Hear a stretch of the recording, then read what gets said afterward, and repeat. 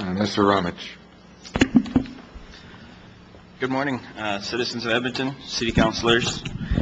Thank you for taking the time to give people the opportunity to speak about the place trolley buses have in the lives of Edmontonians. I am here today to voice my concerns against the standing recommendation to replace our existing trolley fleet with a vehicle other than a low-floor trolley bus. I was moved to take action on this issue earlier this year when I witnessed gross biases and injustices taken to destroy our trolley system. As a patron of ETS, as an operator, and as a resident of one of the communities serviced by trolleys, I am angered at blatant attempts to sabotage what should be a fair evaluation of a vital part of ETS.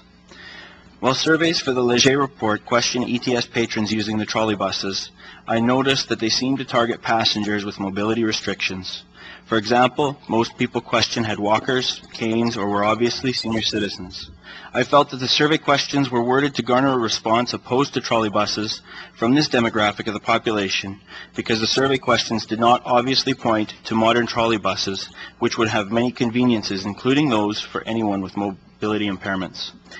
Instead, the questions seemed to refer to the 25-year-old buses in the fleet. I also noticed that when the low-floor trolley came into the transit center where the surveyors were working, they often did not approach patrons using this bus. I must also take offense to more of the wording of the Leger survey. For example, those questioned were given a choice to respond in favor of a modern or low-floor diesel, a diesel-electric hybrid, or simply a trolley, sometimes with overhead wire. Anyone can see that this wording does not help those questioned know that a very modern low-floor trolley bus was even an option for the future of Edmonton Transit, and that such questions would skew the results away from trolley buses. Even listening to the radio this morning, it still seems as though there are people in the city who think that we are replacing H trolleys with more outdated trolleys. The Vehicle Technology Information Sharing Session held April 23rd this year, I asked representatives of Leger Marketing, how did you ensure that respondents knew the difference between the hybrid, diesel, low-floor trolley, and BBC trolley? Particularly, how did you ensure they knew the difference between the hybrid and the low-floor trolley, as they are the two new buses new to the city? Their response was that they did not even know what a low-floor trolley bus was. This being the case, how can you legitimize any of the on-site surveys or operator questionnaires if the surveyors did not even know what they were evaluating? While a general operator survey was conducted for the Leger study, I know that at no point were the operators of the low-floor trolley asked for their feedback about the bus in particular, and no question was asked in the operator survey if any of the operators had ever driven the low-floor trolley. I believe this is significant as the low-floor trolley has many of the amenities that operators have been without on the older trolleys, things as simple as power steering and retrievers. With regard to the stakeholder survey that Leger conducted, I'm concerned that only one of the 45 communities and 2 of the 9 business associations serviced by trolleys were included in this process. As far as replacing the trolleys with hybrids, I'm concerned that this will affect the service that ETS provides. During the test period for the new technologies, the hybrid buses were regularly breaking down.